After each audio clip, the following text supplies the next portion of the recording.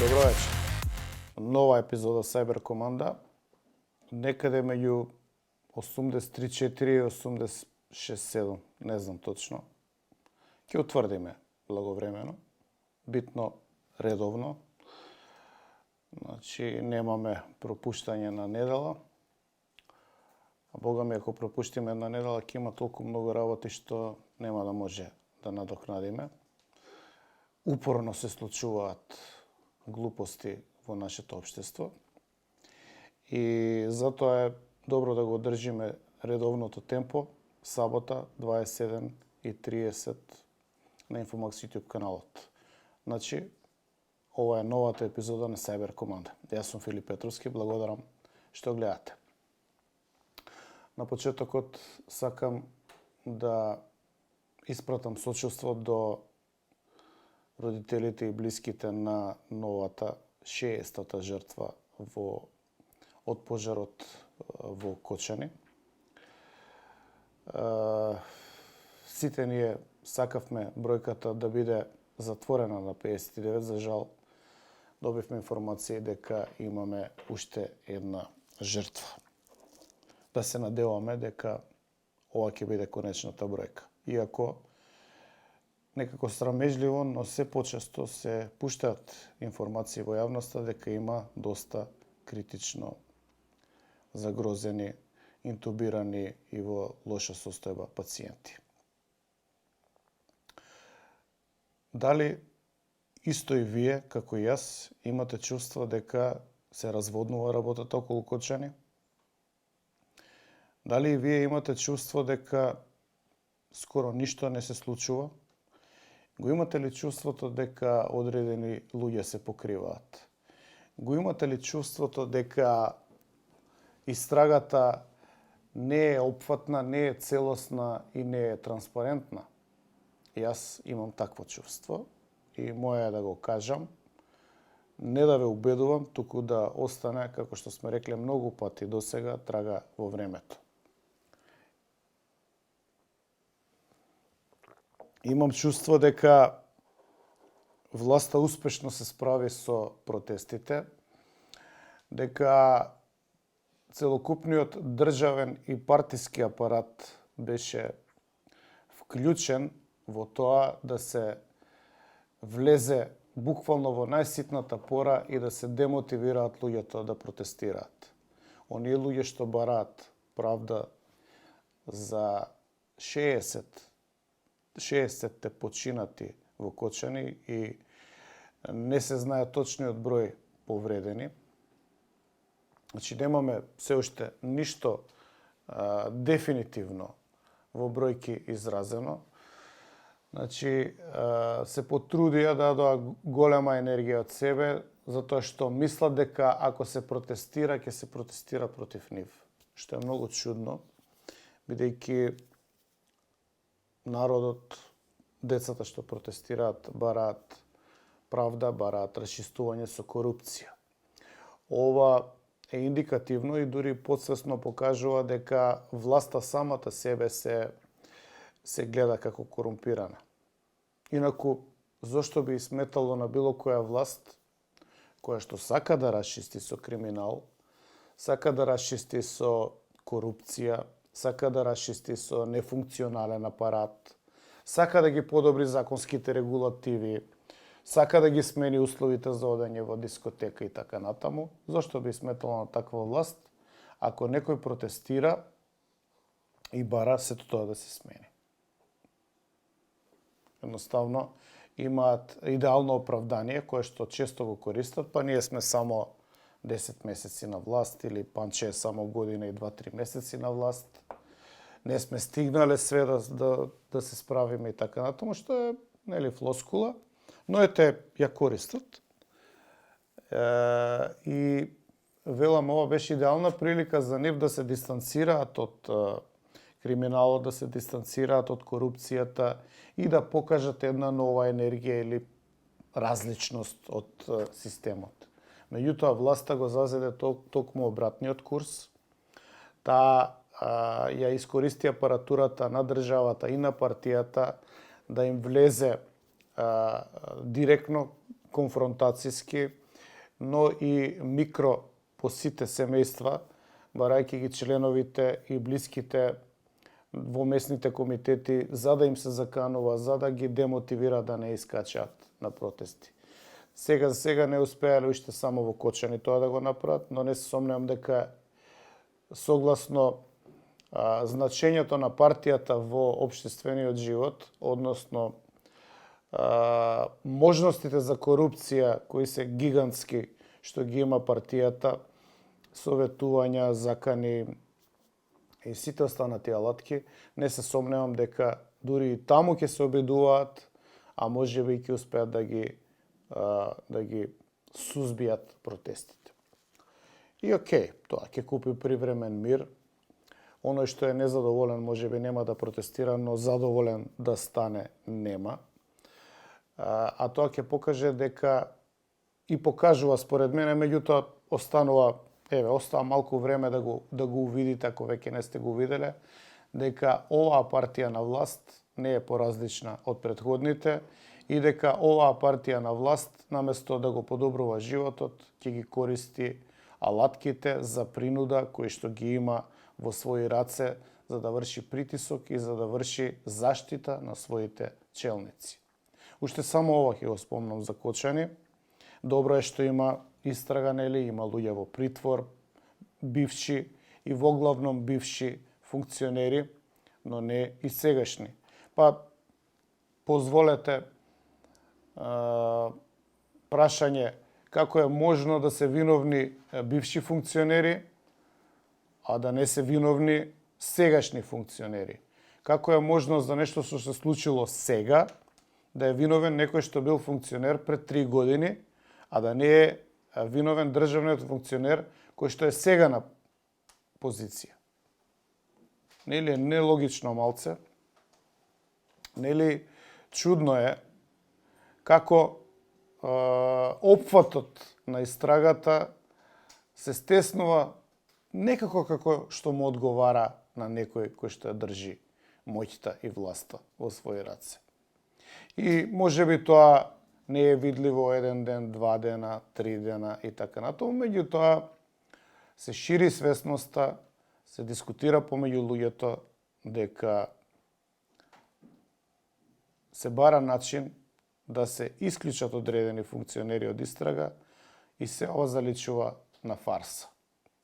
Ете, тоа е од прилика нашата истрага. Не ќе да споредувам со држави во соседството, меѓутоа споредбата сама се наметнува. Ние сме огледално општество на Србија, тоа повеќе пати сум го кажал.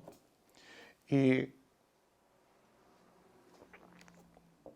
таму за 16 жртви во едно општество кое што е 3 пати побројно од нашето, околу 6 милиони колку се. 16 жртви, 5 месеци протестираат секојдневно. Во еден тврд, да не речам благ тоталитарен систем,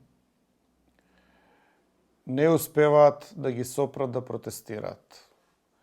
Замислите колку е поуспешен нашиот, сега земете со резерва, меѓутоа ја немам резерва, нашиот тоталитарен модел на тоталитарно владење и тотална корупција, што 60 мртви и трагедија која што е 10 пати поголема од онаа во Србија, успеа да ја угушат за неколку недели.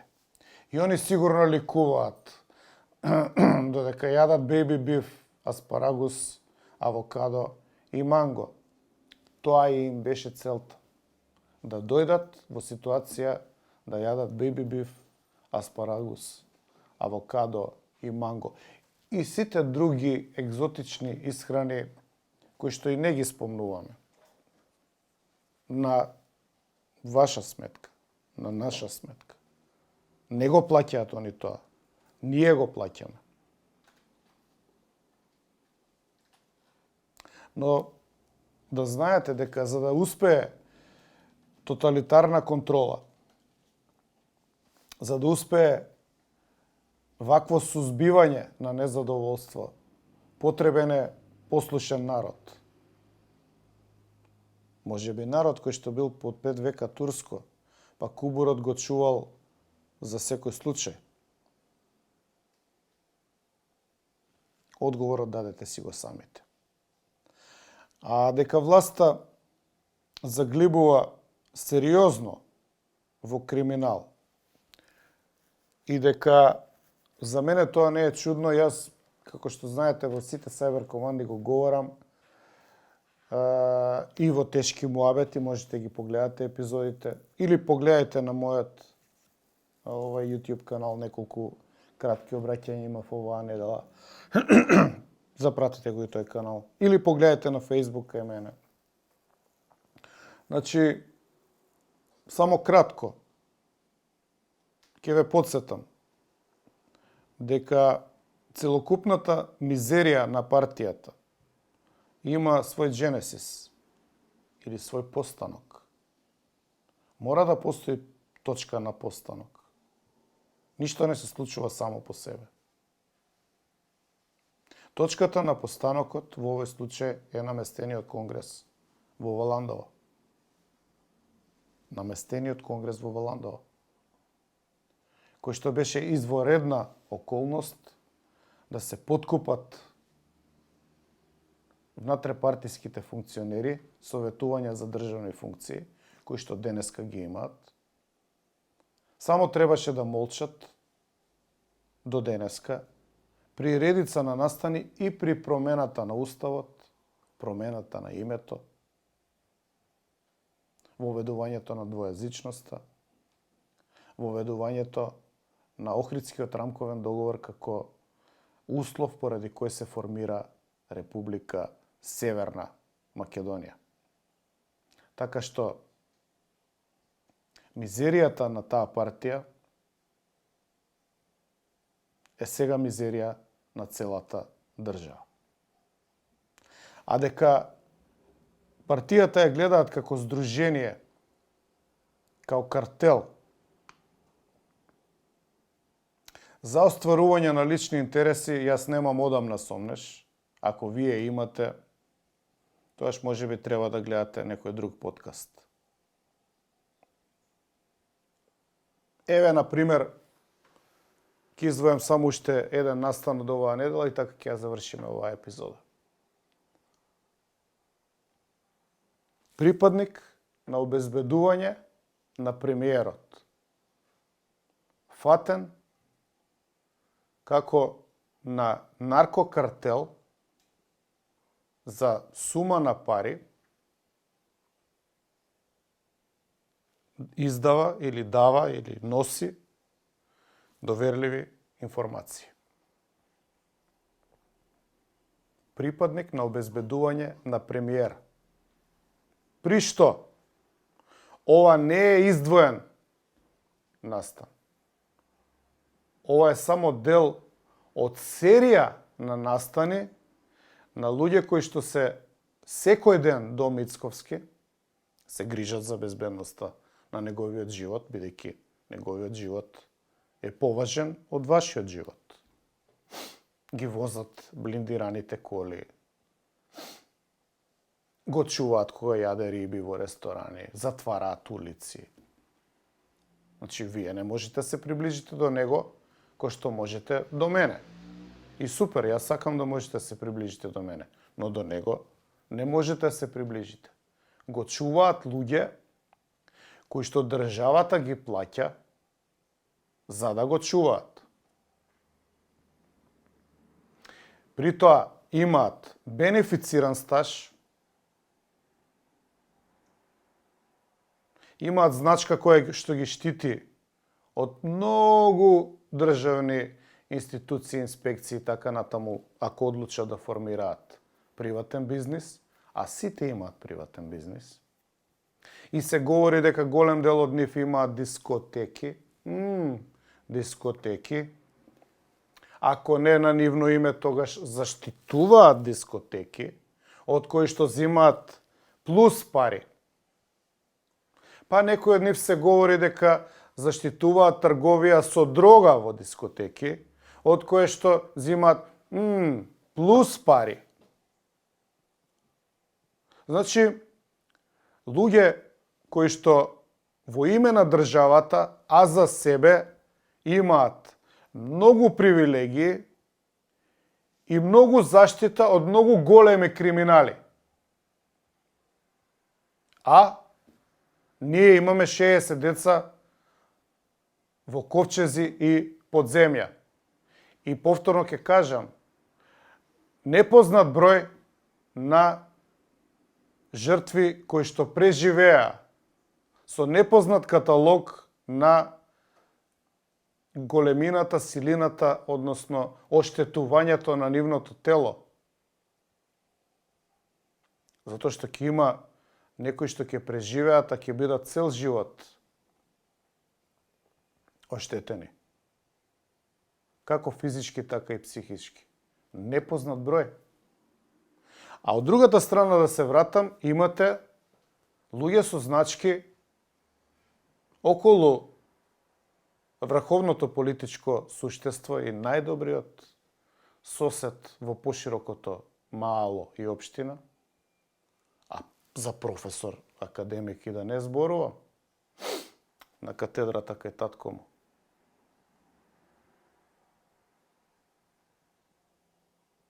Кој што, ова беше интересно, мала дигресија, ги обвини левица, иако не сум левичар и не ги ни штитам нив, нити ме интересира нивната идеологија, ги обвини дека купиле партиски простори. И тоа беше и за тоа му честитам на Пасиев, вербална диареја, со која што одговараше на прашањата кои што му беа поставени за криминалот на овие полицајци. При тоа заборавајќи дека го има најголемиот штаб на партија во Европа и дека исто така неговата партија беше под истрага за корумпирано стекнување на над 40 штабови низ Македонија. Но судете за таа вербална диареја самите. Можете да погледате на Инфомаксима шортови од тие пратенички прашања на кои што конечно се смилува врховното политичко божество да присуствува, иако често бега, меѓутоа деловнички е уредено да мора да присуствува. И да се вратам на овие полицајци што издаваат на картелите. Она што е битно да се знае дека ова не е изолиран случај.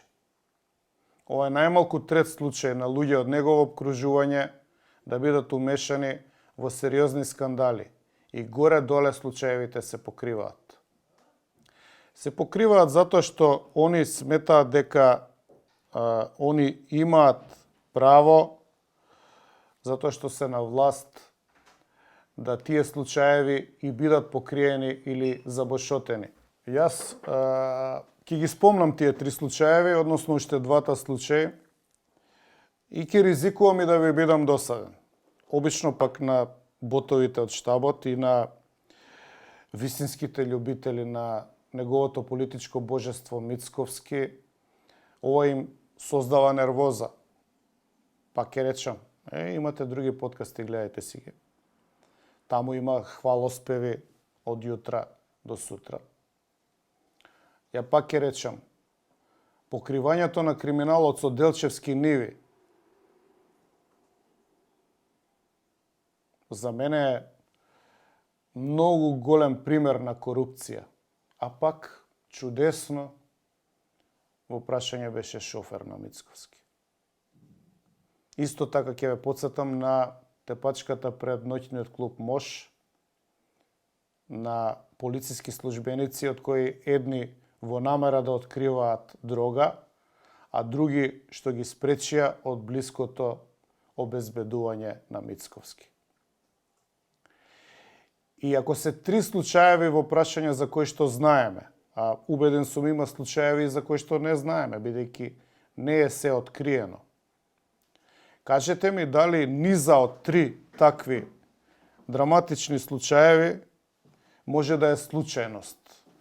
Еве, не чинел овој шофер, не чинел овој обезбедувач, овој бил ваков, оној бил онаков. Значи, ако се 3 вакви случаеви, кои што имаат еден НЗС, а тоа е Мицковски, еве, они да не знае. Прашањето е, дали обкружувањето во кое што се наоѓаат им дава за право сила да прават тоа што го прават? Второ прашање, до кога ќе се крие и покрива корупцијата? Трето прашање, ќе се истражат ли до крај овие криминали и дали ќе биде известена јавноста за санкциите во сите 3 случаеви, иако Делчевски Ниви во договор со Заев, они го хендлаа така што представникот на владата ја повлече изјавата, што е за мене ништовно, нонсенс или глупоќа, затоа што криминалот не е изјавата, криминалот се дејствата, во кои што ниви се купуваат и се препродаваат за 20 пати поголема сума, а се користат пари кои што се делумно сопственост и на Република Северна Македонија. Односно ваши пари. Да, вие живеете у Северна. Иако може би си мислите на Република Македонија. На вашите документи, по интервенција и за брзано делување на панче, например, на возачките, пишува Северна. Или ќе попиете казна од 100 евра. Така беше за од 1 јануари. Од големите патриоти кои што ви ја ветуваа горда и твоја Македонија, а не Северна. И да се вратам, па да завршам. Не може повлекување на изјава да значи дека и криминалот не постои. Трансакциите постојат, истражени се и се сериозен криминал. Но тој криминал, кога они беа во опозиција, е толку мал во однос на тоа што сега го прават.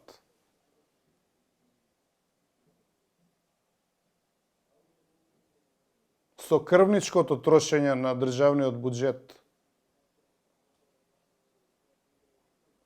И се цело време, од првиот ден од како дојдоа на власт, со еден однос дека законот не важи за нив, дека може да не известат за трошоци, а законски се обврзани, дека може да не известат и да не одговараат на јавноста што трошат, како трошат, колку трошат, кога трошат, за кого трошат и така натаму. Ете, тоа е ова наша нова, горда реалност. И пак ќе речам, Бог да го прости починатиот 60 од дискотеката во Кочани и да се надеваме дека тука ќе застане бројката. И Бог да им помогне на преживеаните. Како на директно преживеаните, така и на нивните семејства. А вие никош не заборавајте дека за се што ни се случува, виновни сме ние самите.